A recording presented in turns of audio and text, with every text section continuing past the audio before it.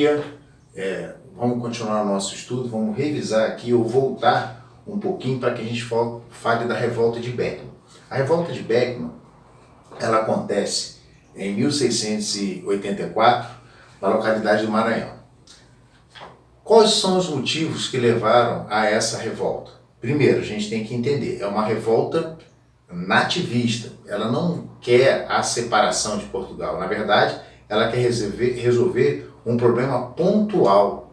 Ela quer resolver uma situação local.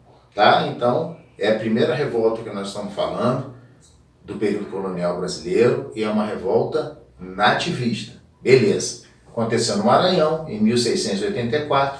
Qual foi o motivo que levou a essa revolta? Quais foram os motivos? Então, a primeira coisa que o aluno tem que ter em mente é que havia uma crise econômica por conta da dificuldade em vender o açúcar produzido no Maranhão.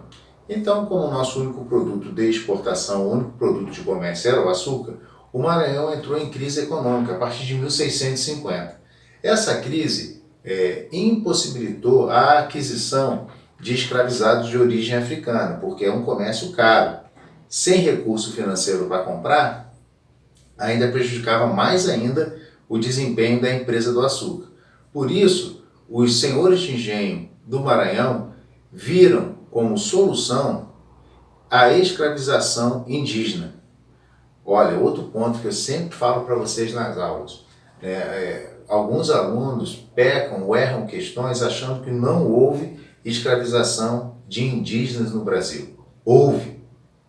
Esse aqui é até um exemplo na impossibilidade de aquisição de escravizados de origem africana. Os revoltosos viram a possibilidade de escravizar os indígenas que estavam reunidos na redução jesuítica, ou na missão jesuítica, ou nos aldeamentos jesuítas. Lembra da aula de expansão? Que isso aqui foi um dos motivos de expansão territorial, os aldeamentos jesuítas. Só que os aldeamentos reuniam os índios. Ora, se eu não tenho escravo de origem africana, onde que eu vou buscar? No índio. Onde é que tem índio reunido? Fácil de ser capturado, o índio ladino, nos aldeamentos jesuítas. Então, a revolta de Beckman é motivada pela crise econômica, pela impossibilidade de aquisição de escravizados. A solução encontrada: vamos invadir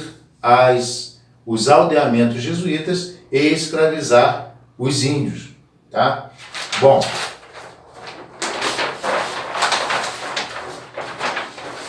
isso gera uma crise. Por quê? Como a gente viu em aulas passadas, os jesuítas são contrários à escravização do índio, né? Os colonos precisam dos escravizados para tocar a sua empresa de açúcar. Lembrando, como é que o açúcar era produzido no Brasil? Era produzido por meio do plantation. O modo de produção era o plantation. Que modo de produção é esse? Monocultura, exportadora, em grandes latifúndios e com mão de obra escravizada. Se está faltando a mão de obra escravizada, vamos escravizar os indígenas. Então isso cria um conflito entre jesuítas, contrários à escravização indígena, e os colonos, que querem mão de obra escravizada, para poder tocar a empresa do açúcar. Bom, o que a coroa portuguesa faz para diminuir esse conflito? Ela cria uma companhia de comércio geral do estado do Maranhão. Essa companhia aqui tinha como missão entregar 500 escravizados de origem africana anualmente lá no Maranhão. Esse era o objetivo dessa companhia: trazer e fazer o comércio de 500 escravizados de origem africana lá no Maranhão. Só que isso não deu certo. Não deu certo e a revolta acontece em 24 de fevereiro de 1684, capitaneada, liderada por um senhor de engenho chamado Manuel Beckman, daí o nome Revolta de Beckman, né? E essa revolta, ela destruiu os armazéns da Companhia Geral, invadiu e destruiu escolas jesuítas e expulsou os jesuítas do Maranhão e criou um governo geral, um governo provisório, lá no estado do Maranhão. Então vejam, tudo isso aqui aconteceu por quê?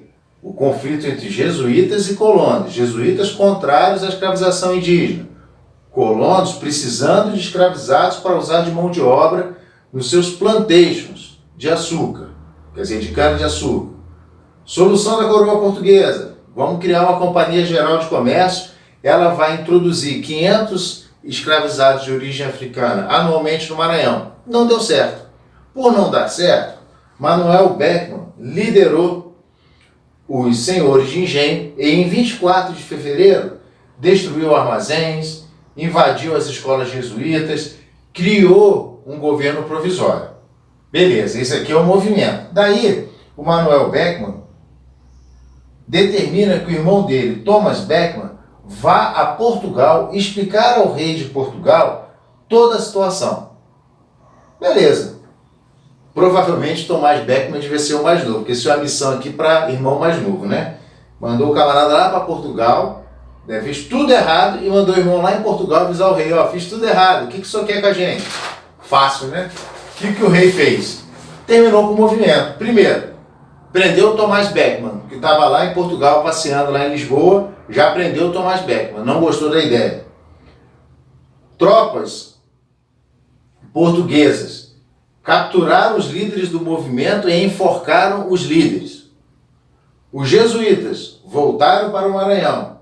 A Companhia de Comércio realmente foi extinta e aí resolveu o problema. Olha aqui, mais uma vez a gente está afirmando que houve escravização indígena no Brasil. Olha aqui, ó, escravização indígena autorizada e realizada por tropas oficiais, chamadas tropas de resgate. Então, esse aqui é o fim do movimento. Nós vamos ver que praticamente todos os movimentos coloniais terminam assim, com os líderes enforcados, esquartejados, tá certo? Por quê?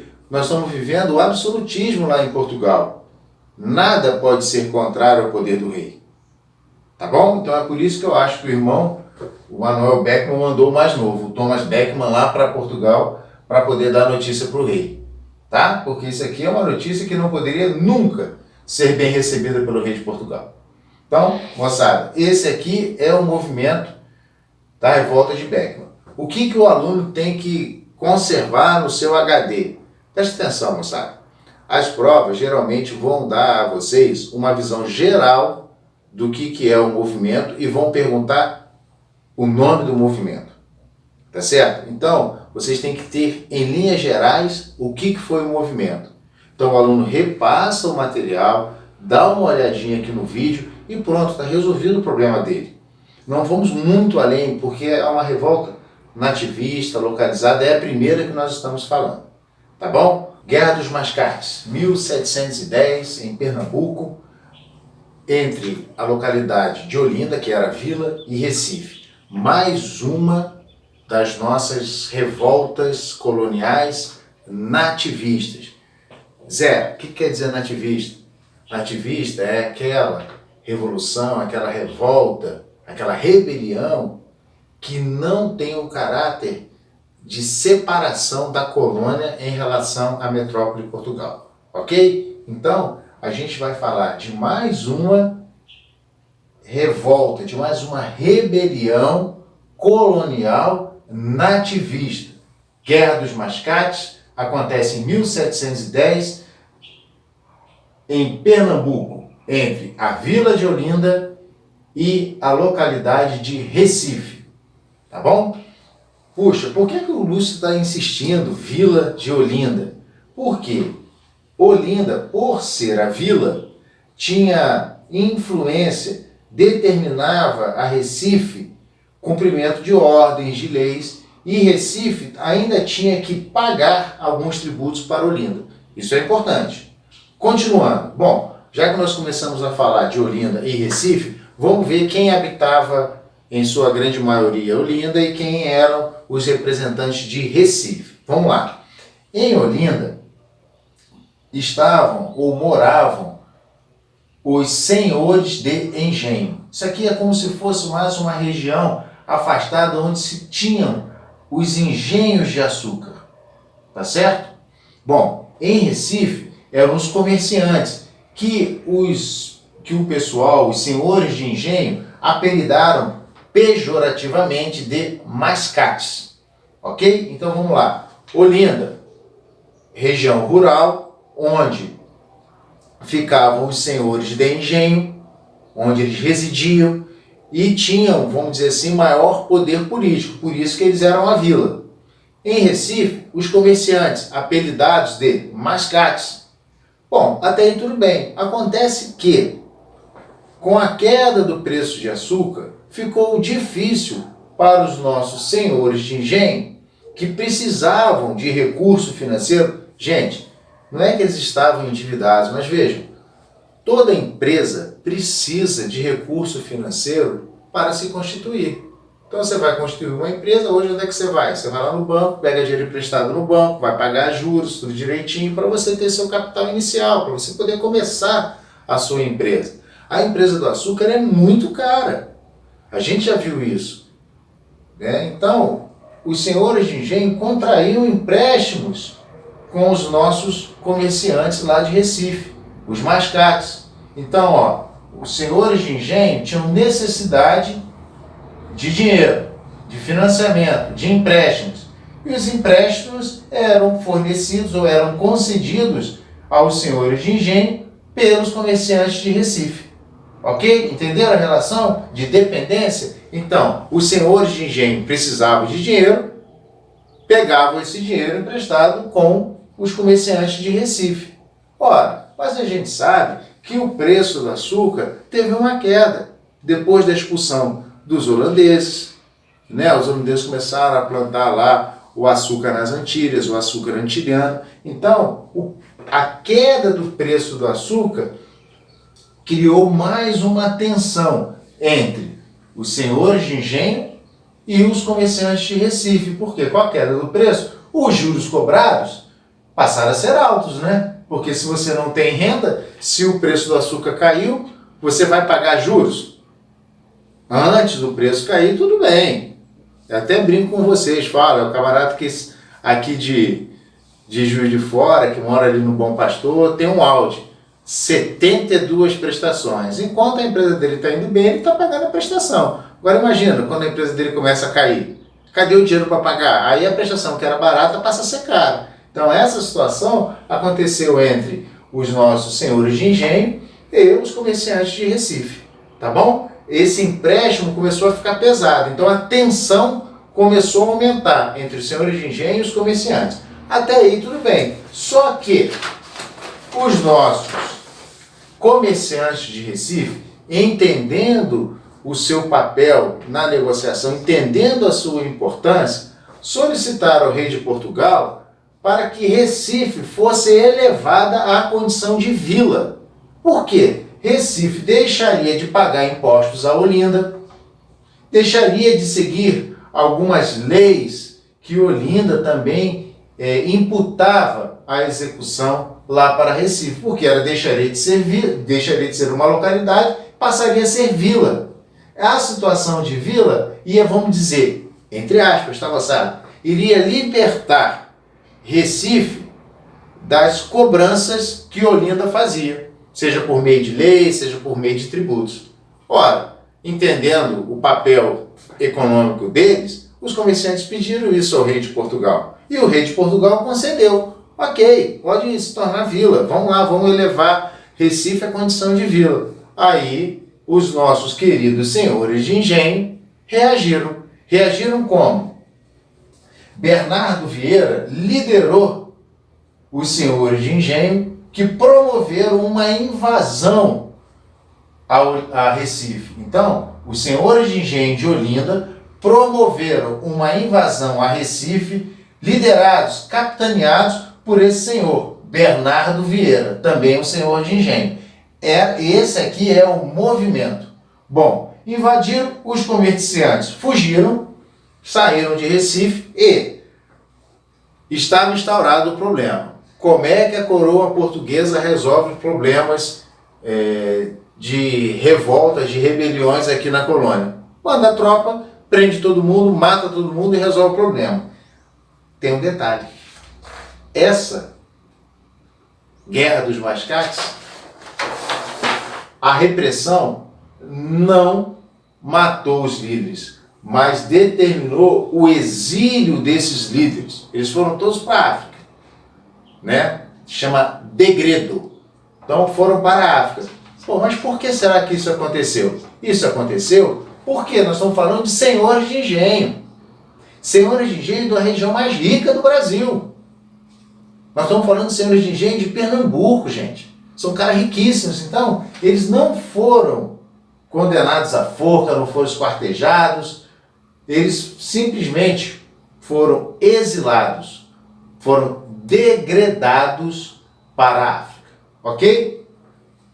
Os comerciantes de Recife retornaram e Recife passou a ser a capital de Pernambuco. Então essa foi a reação da coroa portuguesa, que aconteceu em 1711, debelando, resolvendo, acabando com a Guerra dos Mascates. Tá bom? Então, o que você tem que guardar dessa situação? Dessa guerra, dessa rebelião nativista no Brasil colônia. Você tem que gravar que ela aconteceu em Pernambuco, entre Olinda e Recife. Em Olinda você tinha os senhores de engenho, em Recife você tinha os comerciantes ou mascates. Esses comerciantes ou mascates financiavam a empresa açucareira.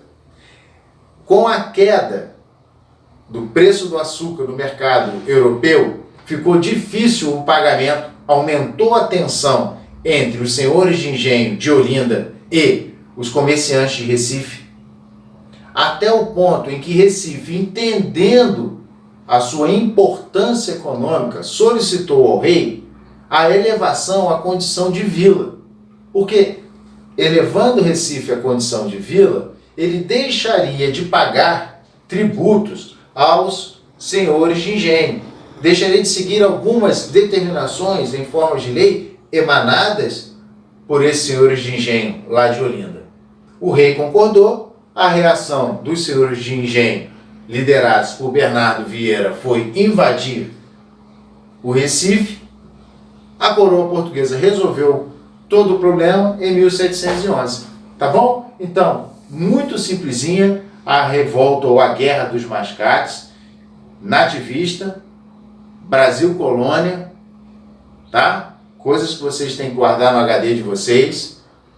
Muito simples. De novo, falo, questões tanto de ESA quanto de SpaceX. Ele vai te dar a característica do movimento para que você determine qual das assertivas tem um movimento chamado ali na questão. Se eu fosse montar uma questão para a SpaceX, eu colocaria vários movimentos numa única assertiva. Por quê? Como eu falo para vocês, só tem 12 questões para você cobrar história geral e história do Brasil na prova. Então, se eu puder misturar vários assuntos numa questão só, eu estou ganhando tempo. Então, eu acredito que uma questão sobre revoltas, ele pode misturar revoltas nativistas, separatistas, ou seja, Brasil colônia. Depois ele pode colocar revoltas regenciais e as primeiras revoltas da República. Então, se ele misturar isso aqui, ó, ele mata 4 assuntos numa única questão. Então, ele pode te dar características e colocar revoltas coloniais, revoltas regenciais e revoltas do início da República, que é para dificultar a solução do problema, a solução da questão. Tá bom, moçada? Então, era isso aí, o conteúdo de Guerra dos Mascates. Muito obrigado pela atenção, bons estudos, um beijo do gordo.